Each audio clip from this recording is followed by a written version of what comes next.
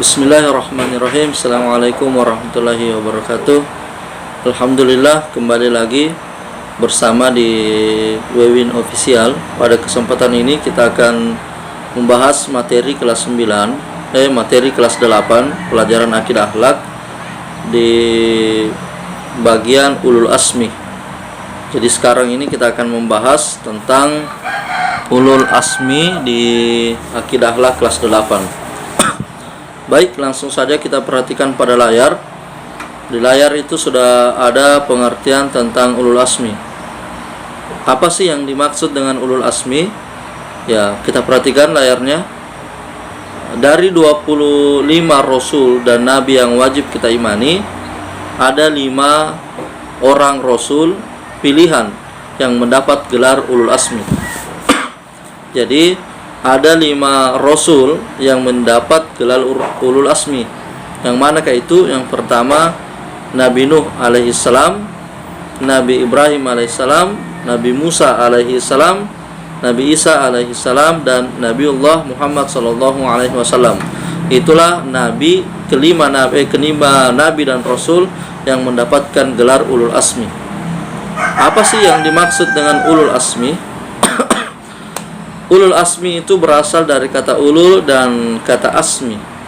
Ulul itu artinya orang yang memiliki atau kepemilikan.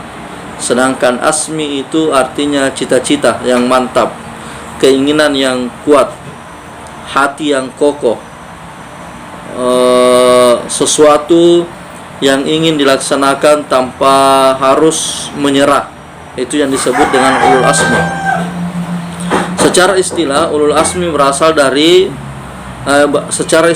asmi itu berarti rasul-rasul pilihan Allah atau nabi yang kemudian memiliki keteguhan hati.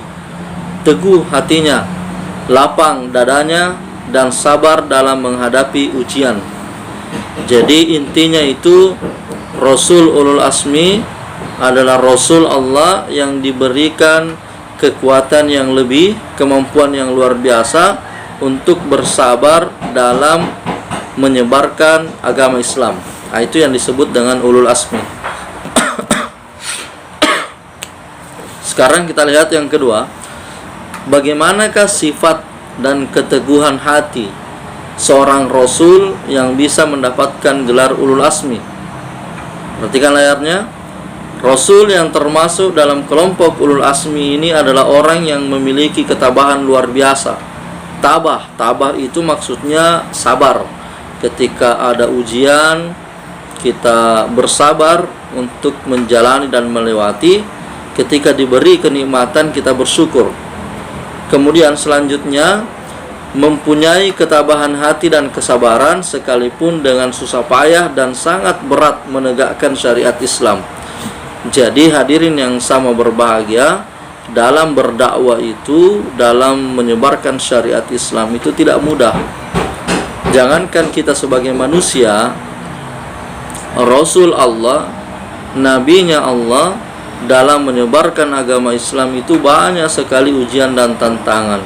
Sehingga Allah memberikan pertolongan kepada mereka dengan kesabaran dan keteguhan hati. Karena berdakwah itu tidak semudah membalikkan telapak tangan kita. Kita lihat salah satu firman Allah Subhanahu wa taala dalam Quran surah Al-Ahqaf ayat 35. Bismillahirrahmanirrahim. Fasbiru kama sabaru ulul asmi minar rusuli wa la tasta'jilahum ka'annahum yawma yarawna ma yu'aduna lam yalbathu illa sa'ata minan nahar balaghum fahal yu'laku illal qaumil fasikin. Perhatikan artinya, barang siapa kemudian, apa artinya? Maka bersabarlah kamu seperti orang-orang yang mempunyai keteguhan hati dari rasul-rasul yang telah bersabar. Dan janganlah kamu meminta disegerakan asap bagi mereka pada hari mereka melihat asap yang diancamkan kepada mereka, seolah-olah tidak tinggal di dunia melainkan sesaat pada siang hari.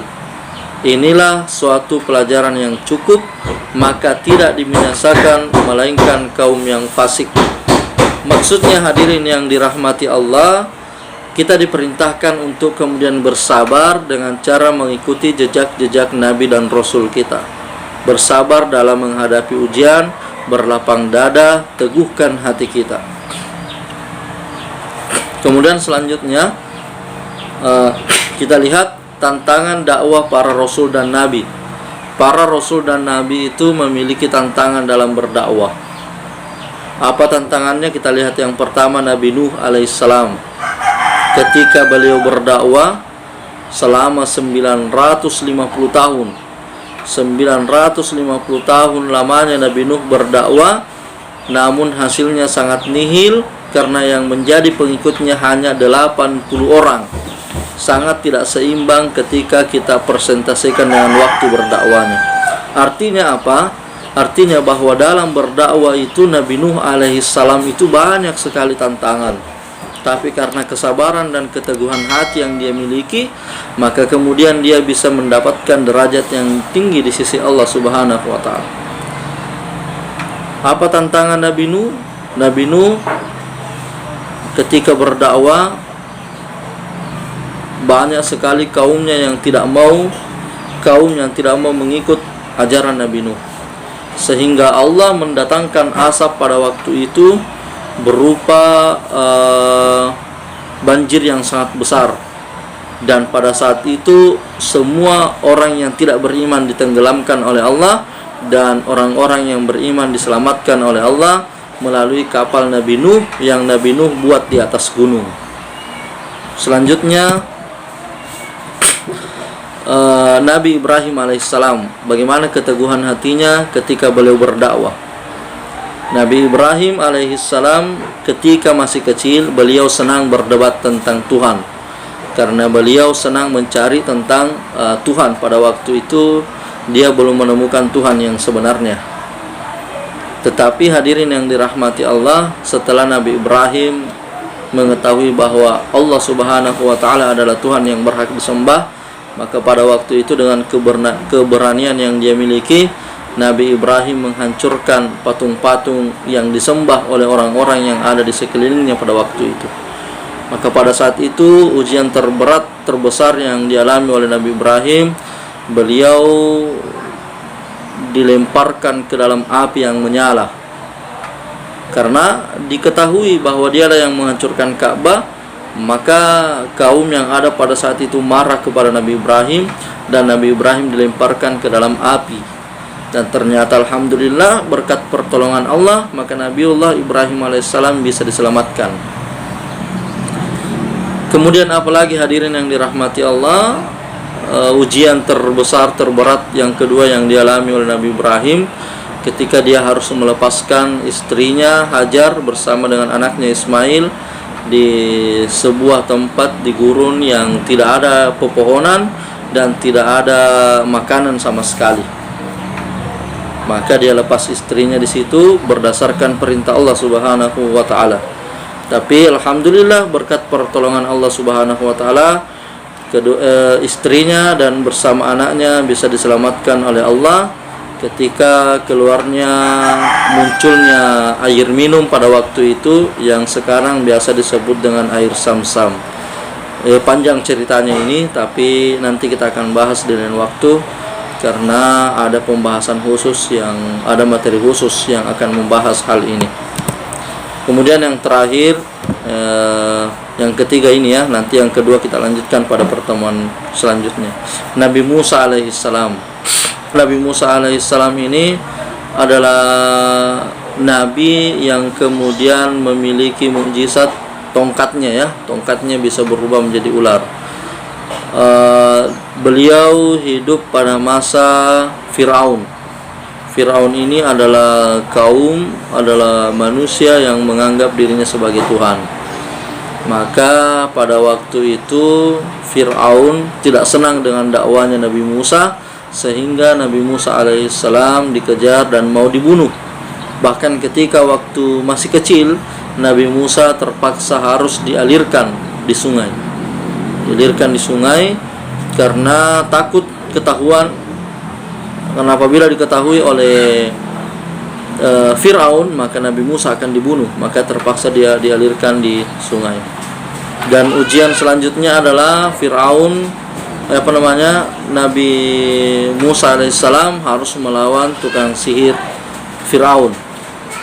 Dan pada saat itu yang paling mengerikan ketika Fir'aun bersama kaumnya mengejar Nabi Musa, sehingga pada saat itu Nabi Musa menggunakan tongkatnya atas perintah dari Allah untuk membelah lautan. Maka atas izin Allah lautan terbelah dan Nabi Musa mampu berjalan menyeberang. Dan ketika kaum Fir'aun turun ke dalam lautan itu, maka atas izin Allah lautan kembali tertutup. Maka disitulah ditenggelamkan kaum Fir'aun di Laut Merah. Maka itulah 3 kisah Rasul Ulul Asmi dalam berdakwah. Nanti selanjutnya akan kita lanjutkan pada Rasul Ulul Asmi yang keempat dan yang kelima. Demikian yang dapat saya sampaikan. Assalamualaikum warahmatullahi wabarakatuh.